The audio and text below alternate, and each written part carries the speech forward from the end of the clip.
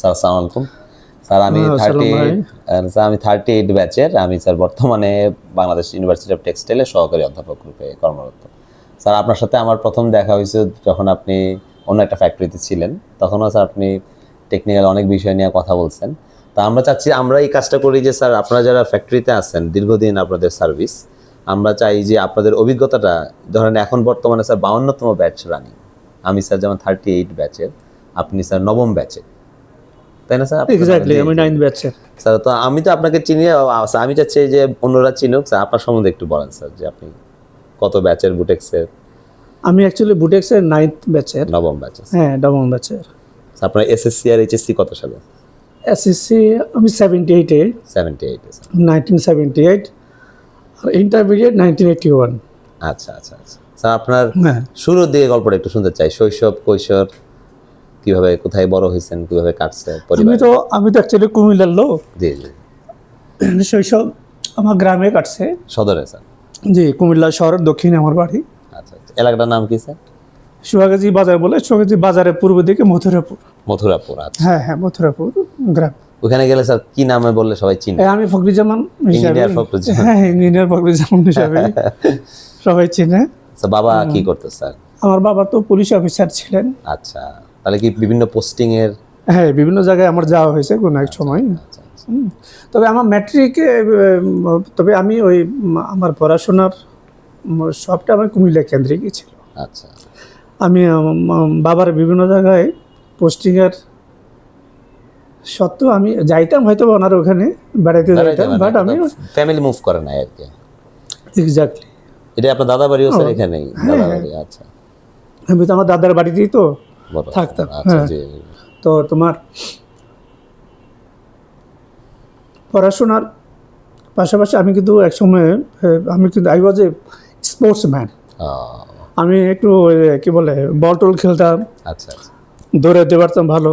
I was a good রানার। আচ্ছা। তাহলে তো আপনি অনেক ছোটবেলা থেকে আর্মি রাইজার। তারপরে আমি আমার মাথার উপর দিয়ে গেছি। আচ্ছা। হ্যাঁ, ওই যে কি বলে হাই জাম্প, যেটা বলে জি জি জি। High jump. মানে আপনি নিজে নিজে মাথার উপর দিয়ে গেছেন? না না না, আমার মাথার হাইটের উপর দিয়ে আমি গেছি। ওরে বাবা রে, এটাই বললাম যে মানে নিজের মেজার করছেন এভাবে। হ্যাঁ, তো যেটা বলতেছিলেন যেটা বলতেছিলাম যে আপনি স্পোর্টসম্যান ছিলেন হ্যাঁ, স্পোর্টসম্যান ছিলাম। পরে এখানে টেক্সটাইলে যখন ভর্তি হলাম, তখন কি সিঙ্গিং এর দিকে? না সিঙ্গিং তো আমি তো আসলে ছোটবেলা থেকে গান করি। আচ্ছা, এটা ইনফ্লুয়েন্সটা কার? মা না, না বাবা? আমার মা আমারে বলতো আমি নাকি ছোট, হ্যাঁ, যখন ছোট মায়ের কোলে, আচ্ছা আচ্ছা। তখন নাকি আমি মানে কেউ, হ্যাঁ, ওই যে কেউ যদি ওই যে ঘরের চাল আছে না, চালের মধ্যে ওই যে রিদমটা যদি শুনতেন, কি বলে না, ওই যে কোমরা পাড়তে উঠলে বা চাল কোমরা, মিষ্টি কোমরা তো হয়তো শব্দ তখন, হয়ে যায়। হ্যাঁ, তখন কেউ যদি গাছে উঠতো, তখন আমি নাকি ওইভাবে গান গাইতাম। আমার মা বলতো কুম্বা কুম্বা কুম্বা রে। আচ্ছা, কুম্বা কুম্বা কুম্বা রে। হ্যাঁ, সুন্দর। তো আমার ওই ওই হয়তোবা ছোটবেলা থেকে হয়তোবা কিছুটা ইয়া ছিল আর কি। স্যার ওরা তো জানে না সিঙ্গিং এর আপনার ব্যাকগ্রাউন্ড একটু বলেন, যে আপনি সিঙ্গিং এর কত দূর আগাইছিলেন? না না না, আমি তো আসলে গান করতাম, ওস্তাদের কাছে ছিলাম অনেকদিন। আচ্ছা। প্রায় 7 বছর ওস্তাদের কাছে ছিলাম। কুমিল্লাতেই? না, কুমিল্লাতে আমি যখন ইন্টারমিডিয়েট পড়ি তখন ওই সময়টায় নজরুল একাডেমি আছে কুমিল্লায়। আচ্ছা। ওটার মধ্যে আমি ক্লাসিক্যাল মিউজিক, রাইট, এক্স্যাক্টলি। হ্যাঁ, তখন তো একটু নজরুল গীতি গাইতাম আর কি। হ্যাঁ, ইসলামিকের শ্যামা সঙ্গীত নাকি স্যার? নজরুল গীতি গাইতাম। নজরুল গীতি তো একটু সেমি ক্লাসিক্যাল গান। ওইটা ট্রেনিংটা কেমন ছিল? খুবই কঠিন এই ভোকালের ট্রেনিংটা? না, ভোকাল তো আসলে এগুলো তো গড গিফটেড আসলে। আচ্ছা আচ্ছা।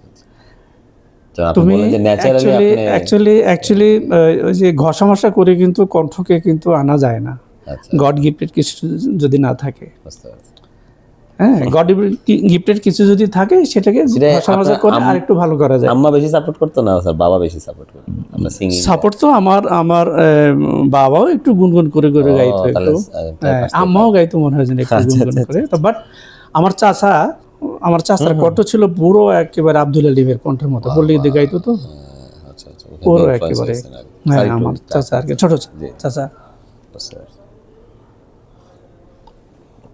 তো তোমার পরে আমি যখন কুমিল্লা ত্যাগ করলাম, টেক্সটাইলে যখন ভর্তি হলাম, এখানে এসে তো পুরা 7টা বছরই, 4 বছর তোমরা তো জানোই। জি আমরা তো জানি। হ্যাঁ, 4 বছরের জায়গায় তো আমাদের আরো 3 বছর বেশি লাগছিল। তারপর আপনার কয়েকটা 7 ব্যাচ বছর। একসঙ্গে বেরিয়েছেন। রাইট রাইট, কোন এক্স্যাক্টলি। কোন ব্যাচ হবে? নবম, দশম? আমরা আমরা কিন্তু খুব কাছাকাছি কিন্তু এগুলো। যেমন দশম তো যে ইব্রাহিম মোল্লা ভাইয়েরা, তাই না নাকি? হ্যাঁ হ্যাঁ, মোল্লা ইব্রাহিম মোল্লা, সোবান সাহেব, ওনারা। আসাদ ভাই ছিল না? হ্যাঁ, আসাদ, তারপর সুবহান সাহেব, মোল্লা সাহেব, ওনারা একই ব্যাচেরই ব্যাচমেট। ওনারা 10th ব্যাচ, আমি 9th ব্যাচ অ্যাকচুয়ালি। আমাদের আগের ব্যাচ ডক্টর আইব নবী। সাইফুল ভাইকে তো পাইছিলেন নাকি, যে স্পিনিং এর জিএম ছিল, যে মার্কেটিং এর? না, আমার না না, সপ্তম ব্যাচের হয়ে গেছে উনি। ও তাহলে শফিক ভাইরা কি আপনারা পাইছেন? হামসের শফিক ভাই? হ্যাঁ, শফি ভাই তো আমার 2 বছর আগের তাই? সিনিয়র ভাই তো। হ্যাঁ, শফি ভাই। তারপরে হ্যাঁ, চাঁদপুরের শালম ভাই। শালম ভাই এখন কোথায়? শালম ভাই তো মারা গেছেন। আচ্ছা, মারা গেছে। উনি আল্লাহ ব্যস্ত নসিব করে, এত ভালো মানুষ ছিলেন। উনি কি ভ্যাকসিন করতে ছিল? না, বিভিন্ন ফ্যাক্টরিতে ছিলেন উনি। সর্বশেষ ফকিরে ছিলেন, ফকির ফ্যাশনে উনি ছিলেন। ও আচ্ছা, লাস্টে ওখান থেকে যেটা হচ্ছে এইদিকে নান্নু স্পিনিং এর পাশে, যে ওদিকে। হ্যাঁ, তো পরে আপনি ক্যাম্পাস লাইফ তাহলে পুরাই গানের উপর দিয়ে গেলেন? হ্যাঁ, গান তো করতামই, এবং পাশাপাশি তোমার ওই যে ওস্তাদের কাছে তখন যাইতাম। হ্যাঁ, স্যার ওস্তাদের নামটা একটু বলেন। ওস্তাদ, আমার ওস্তাদ যে অনেক নাম করার লোক আসলে। আসলে যারা ওই সঙ্গীতের সাথে যারা ইনভলভ ছিল বা জড়িত যারা ছিল, তারাই হয়তো বা এই সমস্ত লোকজনের নাম জানে। নর্মাল লোক তো আর এগুলো জানে না। হ্যাঁ, আমার ওস্তাদজি ওস্তাদ আক্তার সাদমানি। হ্যাঁ, উনি রেডিওতে চাকরি করতেন, রেডিওতে উনি শিখাইতেন। তো উনি ছিলেন আসলে, আমরা তো জানি যে ওস্তাদ আমির খা ইন্ডিয়ান। হ্যাঁ, ওস্তাদ আমির খার শিষ্য ছিলেন কিন্তু উনি। আলাউদ্দিন খাও তো স্যার ব্রাহ্মণবাড়িয়াতে। রাইট, হ্যাঁ, ব্রাহ্মণবাড়িয়া তো ম্যাক্সিমাম লোকজন তো ইন্ডিয়া গেছে, ইন্ডিয়া গিয়ে ওনারা সেটেলড হয়ে গেল। তো ওস্তাদ আমির খার শিষ্য কিন্তু ওস্তাদ আক্তার সাদমানি, আমার ওস্তাদ। হ্যাঁ, তো ওনার কাছে অবশ্য যারা ট্রেনিং এর গল্পটা একটু শুনি। আমি জানি যে মিউজিকে যখন এটা, সেটা স্যার ভোকাল ট্রেনিং হোক আর যদি কোনো বাদ্যযন্ত্র হোক, এতে তো খুব কঠিন একটা গুরু শিষ্যর একটা সম্পর্কের মধ্যে তৈরি হয়। হ্যাঁ, আসলে রাইট, এক্স্যাক্টলি। এটা আমাদের ট্রেডিশনাল, মানে আমাদের বর্তমান যে পড়াশোনা, এর থেকে কিন্তু ডিফারেন্ট। খুবই মজার। আমি যতটুকু জানি যে কঠোর হওয়া লাগে, নরম হওয়া লাগে, একটা নর্মস আছে। আপনারা কিরকম পাইছেন? না, অ্যাকচুয়ালি ওই যে কি বলে স্যার, গুরু বিদ্যা বলতে যেটা বোঝায়, গুরুর কণ্ঠে গুরু কিভাবে গাচ্ছে, একজন ওস্তাদ কিভাবে গাচ্ছে, আমি যদি ওই প্যাটার্নটা আমি যদি রপ্ত করতে চাই, তাহলে উনি যেভাবে আমাকে তালিম দিচ্ছে, শেখাচ্ছে, আমাকে সেইভাবেই করতে হবে। হ্যাঁ, সেটা দেখে দেখে ফলো করতে হবে। অ্যাকচুয়ালি যারা গুরু বিদ্যা যদি আমরা নিতে চাই, তাহলে ওনার মতো উনি যেভাবে দিচ্ছে ওই জিনিসটাকে আমাকে হুবহু নকল করে নিতে হবে। তাইলে একটা ভালো জিনিস পাওয়া যায়। কিভাবে ছিল? ধরেন সকালে কটা বাজে যাইতেন? বা নরমালি তো আমরা তো সময় পাইতাম না, এদিকে তো পড়াশোনা আছে, ক্লাস করা লাগে। তবে শুক্রবারে ম্যাক্সিমাম আমরা যাইতাম। নরমালি শুক্রবারে যাইতাম, এই নামাজটার পরপরই যাইতাম আসলে, খাইটায়া। আচ্ছা আচ্ছা আচ্ছা, নামাজের পরে ট্রেনিং করতেন? একবার হয়তো বা সন্ধ্যাবেলা পর্যন্ত থাকতাম। বাবা, সারাক্ষণে থাকতাম। তখন উনি ওস্তাদজি অনেকেই তখন আমার সময়কার ওই সময় অনেকেই বড় বড় শিল্পীরা ছিলেন। যেমন আব্দুল আলমের ছেলে আজগর। আচ্ছা, আজগর আমার সাথে শিখতো। সাবিয়া মাহবুব, ওই যে নজরুলগীতি করতেন, উনি শিখতো। সুজিত মোস্তফা, এই যে এখন নজরুলগীতি আছে, সুজিত মোস্তফা মজুমদার। না, ওনারা তো সিনিয়র অনেক। তো অ্যান্ড্রু কিশোর তখন উঠতি আর কি, উনিও তখন আসতেন। আসলে হ্যাঁ, একই ওস্তাদের কাছে। হ্যাঁ, সাদমানি। তো পরে আপনার এই যে অনেক বড় বড়, যেমন ওই যে রোজারিও। ওনারা কি এই যে ধরেন পপুলার মিউজিকের দিকে যে যাত্রা, এগুলাকে সাপোর্ট করতো? ধরেন টিভিতে গান গাওয়া? না, আমি না ওস্তাদজিদের ওনাদের একটা কথা হইল যে তুমি যে ধরনের গান গাও তুমি, বাট ফাউন্ডেশন তোমাকে স্ট্রং করতে হবে। ক্লাসিক্যালি গলাটাকে বানিয়ে তুমি যে ধরনের গান করতেছো সেটা করো, আমাদের কোনো অসুবিধা নেই, আপত্তি নেই।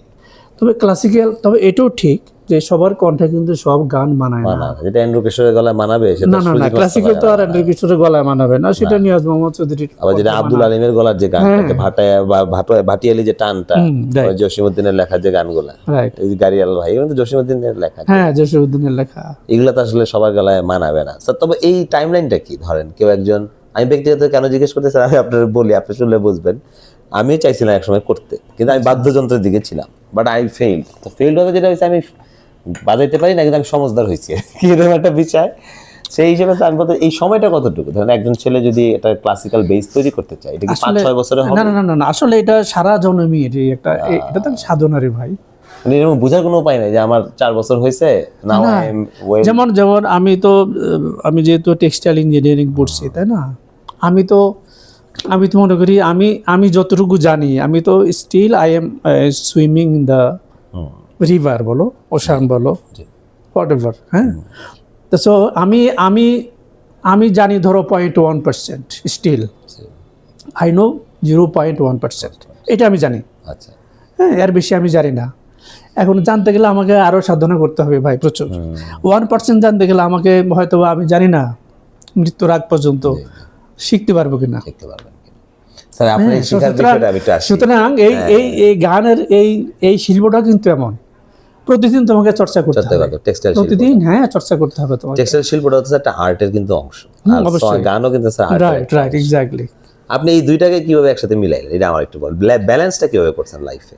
আমি জানি যে একটা সময় আপনি প্রফেশনাল সিঙ্গার হিসেবেও কাজ শুরু করছিলেন, যে হ্যাঁ, যাই হোক না, ওই হয়তোবা কাছাকাছি গেছিলাম, কিন্তু সবাই মনে করতো যে ফখরুজ্জামান শুধু গানই করবে। ও আচ্ছা। কিন্তু আলটিমেটলি আমি যখন প্রফেশনে টেক্সটাইলে ঢোকার পরে এই গল্পটা একটু শুনি স্যার, কিভাবে কি চিন্তা করলাম যে না, যখন আমি ওখানে একটু ক্রিয়েটিভিটি দেখলাম যে না, এখানে তো ভালো কাজ করার জায়গা আছে আর কি, জায়গা আছে, মানে আপনি ইনপুট দিলে জিনিসটা আরো সুন্দর হবে।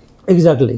তখন আমি সিদ্দিক ডাইঙে ঢুকে, হ্যাঁ, না ফিনিক্স টেক্সটাইল মিলে, ফিনিক্সে ঢুকছেন? ফিনিক্স টেক্সটাইল মিলে, পিটিএম যেটা বলতো। জি, ওই যে তেজগাঁওয়ে ফনিক্স টাওয়ার কি এদেরই স্যার? না মনে হয়। ফিনিক্স ফ্যাব্রিক যেটা ভাঙিয়ে পড়লো, ওহো, ওইটারই একটা পার্ট ছিল আলাদা, পিটিএম ছিল আর কি। ওইটা ছিল আমাদের এই যে বিজিএফএস-এর পিছনে। হ্যাঁ, তাহলে ওইখানে এখন টাওয়ার স্যার, ওইখানে যে পায়োনিয়ারের অফিস সবগুলো ওইখানে, ওইখানে আজাদ সাহেবের, হামিম সাহেবের অফিস স্যার, তাহলে ওরাই সেম, আমি বুঝতে পারছি, ফনিক্স টাওয়ার ওরাই হবে। ঠিক, ওই যে আপনি তেল নিলেন বলছিলেন না, সিটি র্যাঙ্কনের শেষ হয়েছে, ফিনিক্স টাওয়ার শুরু হয়েছে ইস্টার্ন টিউবস এর পাশে, বুঝতে পারছেন? আপনি তখন শুরু করলেন? যখন শুরু করলাম তো অ্যাকচুয়ালি তখন আমার সিনিয়র ভাই একজনকে পাইলাম, আমি অপু ভাই। আচ্ছা, চিনি তো আমি, উইথ ডিউ রেসপেক্ট বলছি, উনি খুব এই লাইনে খুব এক্সপার্ট ছিলেন। আচ্ছা, হ্যাঁ, আমি ওনাকে লিজেন্ডই বলবো। লিজেন্ড কিন্তু সবাই হয় না, আপনারা অন্যভাবে নেবেন না ভাই। না, লিজেন্ড সবাই হয় না স্যার। এই লিজেন্ডের সংজ্ঞাটা আপনার কাছে কি স্যার? এটাই বলেন অনেকে, কোনো কিছুরই শেষ নাই। লিজেন্ড হয়তো আমরা বলি এমনি, যেখানে আমি মনে করি যে একটা মানুষ যদি 0.1% জানে, তাইলে 0.2% জানে, তাহলে তাকে লিজেন্ড কিভাবে বলবেন আপনি? সেটাই আমি চিন্তা করতেছি, আপনার কাছে ডেফিনিশন। না, আমরা তো লিজেন্ড হইতে পারি নাই ভাই, আমরা তো শিখতেছি ভাই এখনো, যেখানে 0.1% আছি। তাহলে এই যে অপু ভাইরা, ধরেন আমিও একজনকে লিজেন্ড মানি। হ্যাঁ, আমি লিজেন্ড বলবো এই সেন্সে যে উনি যতটুকু জানেন আরেকজনের মধ্যে দিয়ে দিচ্ছে। হ্যাঁ, দিয়ে দিয়েছেন, আমরাও ওনার কাছ থেকে নিচ্ছি এক সময়। অপু ভাই, শাহ আলম ভাই, হ্যাঁ, শাহ আলম ভাই যারা ইন্তেকাল করছে, আল্লাহ বেহেশত নসিব। অপু ভাই স্যার পর মাইক্রো ভেভার থেকে রিটায়ার করেন না? চমৎকার, উনি রিটায়ারমেন্ট আছে। জি। কোনো প্রবলেম যদি ফেস করতাম, ওনার কাছে আমরা যাইতাম, মানে দ্বিধা নাই কোনো, যে শিখবো কিনা বা কোনো ইগো করে পেশ হয়েছে? না। তবে এই 2-3 লোকেই আমরা পাইছি আর কি এক সময়। তো যেটা বলতেছিলাম যে গানের থেকে কেরিয়ারে কিভাবে চলে আসলেন, এই যখন ক্রিয়েটিভিটি দেখতে পেলাম যে আসলে তো সুন্দর জিনিস হচ্ছে, গান করে আর কি হবে, ঠিক আছে না, ওটা তো আপনারা জানেন। দেখি আরেকটা, যেহেতু পড়াশোনা করতে চাইলে আমি একটু যখন ক্রিয়েটিভিটি দেখতে পাইলাম আমি, যে এর ভিতরে একটা ক্রিয়েটিভিটি, হ্যাঁ, তখনই আস্তে আস্তে আমি শুরু করলাম। পাকিস্তানের কিছু লোকজন ছিল, অত শিক্ষিত ওরা ছিল না, তারা হেল্প করতো না? হ্যাঁ, না হেল্প করতো না ওইভাবে, বরঞ্চ উল্টাটা করতো। ও আচ্ছা, ওরা কি করতো ওই যে আঙ্গুল দেখাইতো দিয়ে না। আঙ্গুল দিয়ে ডাইসটা আঙ্গুল দিয়ে দুই চিমটেতে দুই আঙ্গুলে এক চিমটিতে দেখা যায় 1 গ্রাম ধরে, আমি তো আর জানি না। না না না, হ্যাঁ। 3 আঙ্গুলে দেখা যায় যে এটা 1.5 গ্রাম হইলো বা 2 গ্রাম হইলো, আমি তো আর আচ্ছা জানি না। আচ্ছা আচ্ছা তখন এই আস্তে আমি ওই যে হোস্টে চাকরি করতেন, মাহবুব ভাই আমাদের সিনিয়র, আচ্ছা আচ্ছা, জামান ভাইদেরও সিনিয়র। জি জি। এর লাল চুল আমি চিনছি, জি, জি, বাবু ভাই লাল যে চুল। এখন আছে।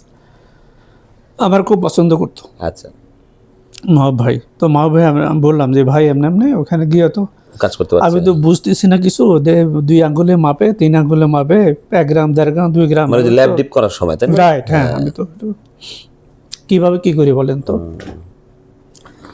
তো বললো যে তুমি একটা কাজ করো, বিকেল বেলায় বেলায় আমার এখানে আছে হোয়েস্টে আসো। তখন হোয়েস্টে তখন ওই যে বেলি রোডে অফিস ছিল, আচ্ছা, তখন আমি যাইতাম যা শুরু করছেন। Right, exact. এই যে গিয়ে আস্তে আস্তে ওখানে নিজে নিজে পিপিটিং শিখলাম, হ্যাঁ, এই মুখতে পারে না, হ্যাঁ শিখতে শুরু করলাম। কনজাম্পশন গুলো তারপরে দেখা শুরু তোমার করলেন। হ্যাঁ প্রিন্টিং ওখানে দেখা শুরু করলাম। আচ্ছা, নীল ডাইংও দেখতেছেন, প্রিন্টিংও দেখতেছেন? হ্যাঁ, না ওপেন ডাইং তো, ওভেন ডাইং। ওপেন ডাইং তো। নেট তো তখন এই শুরু আর কি, 4-5 বছর হয়েছে হয়তো বা। নিটও ভালো এক্সপার্ট ছিল না কেউ ওই না সময়। না, নিট কি প্রথম অপু ভাইকে আমার সার্ভিস ল্যাবে আমি 23 দিন পাইলাম ওনাকে।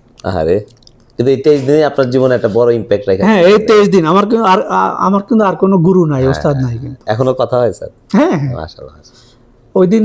ওই দিন অপু ভাই আসছিলেন, সৌভাগ্য আমার এখানে আসছিল? যে ওনার মতো লিজেন্ড। হ্যাঁ, না না, মাশাআল্লাহ। তখন আমি বললাম অপু ভাই 23 দিনের মাথায় আমি কিছু জানি না, আমার রেজাল্টও কিন্তু আউট হয়নি আসলে। যে বুঝতে পারছি, 23 দিন বুটেক্স উল্টা পাশে, তাই না? তার মজা যে আমি যে এখানে পড়াশোনা করছি, রাইট, 200 কদম পরে এই ফ্যাক্টরি। 23 দিন আপনি 23 দিনের পাইছেন। মাথায় আপনি আমার এই সমুদ্রের মধ্যে ফেলাই দিয়ে আপনি চলে গেলেন। গেলেন। তখন অপু ভাই আমার বললো, ফখরুজ্জামান তুমি আমাকে আর শরম দিও না, এই কথায় বলেন। ওই সময় আমি একটা ভালো সুযোগ পাইছিলাম, স্যার আমি চলে গেছি। কথা প্রসঙ্গে আমি একটুখানি অ্যাড করি। আজকে সকালেই আমার একটা বই পড়া হয়েছে, ব্রিটিশ ভারতে শিক্ষা ষড়যন্ত্র।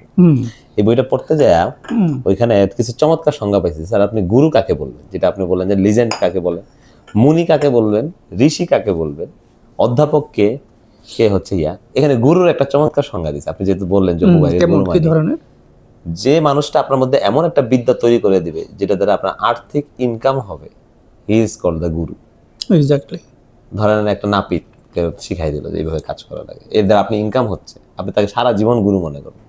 তো ওই যে 23 দিন পেলেন, আমি এই জন্য বললাম আর কি, এই যে আপনার চাকরিতে উনি আমার গুরু, 23 দিনের গুরু, যে আপনার তো কাজ শিখাই দিলে তারপরে সেটা হয়ে যাবে।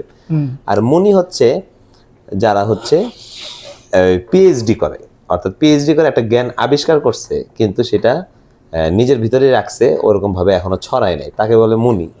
আচ্ছা, ঋষিকে, ঋষি হচ্ছে পোস্টডক। আফটার পিএইচডি যখন আপনি আপনার জ্ঞানটাকে সারা পৃথিবীতে সর্বব্যাপী ছড়াই দিবেন, দ্যাটস কল ইউনিভার্সাল, যে আমরা ওয়ার্ডটা ইউজ করি। আপনার নলেজ যদি ইউনিভার্সাল হয়ে যায়, this are call rishi. So এই প্রাচীন ভারতে দেখেন এই সংস্কৃতের যে বিষয়গুলা, এগুলাই কিন্তু পরবর্তীতে ব্রিটিশরা নকল করছে, পরবর্তীতে ইয়ারা নকল করছে। ব্রিটিশরা এখন কথা হচ্ছে শিক্ষা ষড়যন্ত্রটা কি করছে, ব্রিটিশরা আপনাকে পঙ্গু করার জন্য 25 বছরের আগে আপনি সার্টিফিকেটের পিছনে দৌড়াবেন, আপনি কারো কাছ থেকে হাতে কলমে কিছু শিখবেন না, দেখেন মিলে কিনা। তারা একটা বয়স আবিষ্কার করে দিল 60 বছরের পরে আপনি রিটায়ার। অথচ সারা জীবন দেন, আপনি যদি ডোনাল্ড ট্রাম্পের কথা চিন্তা করেন, তার বয়স কত হয়েছে, এই বয়স হচ্ছে যে যুদ্ধটা লিড করতেছে ইরানের বিরুদ্ধে, ইতিহাসে এমন যুদ্ধ হয় নাই, তাকে কি পরিমাণ ইফোর্ট দেওয়া লাগতেছে। সো আমেরিকানরা কিন্তু এই বয়সের বারটা উঠাই দিচ্ছে, কিন্তু ব্রিটিশরা আমাদের শিক্ষা ব্যবস্থাকে ধ্বংস করার জন্য আমরা এখনো সাফারার। কিন্তু স্যার আপনি দেখবেন 16-17 বছর বয়সে একটা ছেলে যদি আপনি কাজে ঢুকাই দেন, আপনি ড্যাম শিওর যে ওর বয়স যদি 26 হইতে সে মিনিমাম 1 লাখ টাকা তো তার ইনকাম হবেই। এটা আপনি নিজেই সাক্ষী, আপনি নিজের পরিবারেই তো দেখছেন যে ইনকাম করতে আসলে বেশি লাগে না। কিন্তু আপনি যে সার্টিফিকেটের পিছনে দৌড়াইতো যে পিএইচডি করবো, এই করবো, সেই করবো, তাহলে তার অন্য দেশে যায় সেটেল করা। আপনি নিজেই আপনি গুরু বলাতে স্যার আপনার অনেক ধন্যবাদ। আমার আজকেই এটা মিলে গেল, ধন্যবাদ স্যার। আমরা যে জায়গাটাতে ছিলাম, পরে আপনি স্যার ওই যে টেকনিক্যাল নলেজগুলো জানা শুরু করলেন, ল্যাবে যাওয়া শুরু করলেন। এই যে অপু ভাই বললো তুই ল্যাবে যাও, ওই জায়গাটাতে আমরা ছিলাম স্যার। না অপু ভাই বলেনি আসলে। হ্যাঁ, আমি যখন আসলে ওই সময় এই হাতের মেজারমেন্ট আমি বুঝতে পারছিলাম হ্যাঁ না। পাকিস্তানিদের মেজাজ যে দুই চিমটি দিয়ে চিমটি দিয়ে রং নেয়, ল্যাব ডিপ ডাইং এর হ্যাঁ। কাজটা করতো। মানে আমাদেরকে আসলে ওই সময় শিখাইতে মানে যেত। মানে বুঝতে দেয় না যে এটা এইভাবে হয়, এটা এইভাবে হয়। বলে যে না উনি তো ইঞ্জিনিয়ার হয়েছে, উনি তো ওনারাই তো পারবে, মানে ওদের ভাষায় বলে আর কি। হ্যাঁ, তো পরে আমি আস্তে আস্তে হোয়েস্টে সিবাগে গিতে এভাবে আসা যাওয়া শুরু করলাম। সিবাগে গিয়ে এমডি মনে হয় ওই সময় আক্তার ভাই ছিলেন, আমাদের শ্রদ্ধেয় আক্তার ভাই, আমাদের সিনিয়র ভাই। পরে উনি সুইচ কালার করলেন, সুইচ কালারে ও হ্যাঁ উনি সুইস কালার এমডি হ্যাঁ, হ্যাঁ। কদিন ইন্তেকাল করলেন যে কিছুদিন হ্যাঁ আগে। রাইট, আচ্ছা, এক্স্যাক্টলি। হ্যাঁ না এখন ছেলে দেখে। হ্যাঁ, তো এই আক্তার ভাই আমারে তখন, আক্তার ভাই এবং আমিন ভাই ছিলেন। জি জি জি। হ্যাঁ, তখন আজাদ ভাইও ছিলেন, আচ্ছা আজাদ ভাইও ছিলেন। ওই যে আমাদের যে বললেন যে মাইকেল ভাইবারে ও আজাদ ভাই তাকে সাজেস্ট করছে যে তুমি বন্ধু। ল্যাবে যাও। হ্যাঁ আজাদ ভাই, হ্যাঁ ওনারা আর কি। তো তখন আমি হোয়েনস্টাইন না কি ল্যাবটা বললেন স্যার? হোয়েস্ট, হোয়েক্স। তখন আমি হোয়েস্টেও যাইতাম মাঝে মধ্যে, মাঝে মধ্যে আবার সিবাগে কিন্তু যাইতাম। এইভাবে তারা আমাকে হেল্প করছে অনেক। শিখছেন অনেক কিছু। হ্যাঁ, চেষ্টা করছে আর কি। শিখতে তো পারেন কিন্তু এখন। স্যার আমি আপনার সেই গল্পটা জানতে চাই যে আপনি গাড়ির পিছন থেকে যে কোনো একটা বই নিয়ে সবসময় পড়তেন। না না, আসলে ওই সময় তো আসলে ওইভাবে তো আমার কোনো ওস্তাদ নাই আসলে, অপু ভাই ছাড়া 23 দিনের আমার ওস্তাদ। 23 দিনের অবস্থা। হ্যাঁ অপু ভাই। তো তখন যখন আমি স্যার ধরো আমি আজকে রিঅ্যাক্টিভ ডাইজের এই এই আমি একজোশনটা শিখবো, জি ঠিক আছে, বা কি বলে ফিক্সেশন আমি শিখবো। তখন আমি দেখা যায় যে একটা ডাইজের একজোশনের ওই ওই পাতাটা উল্টাতাম।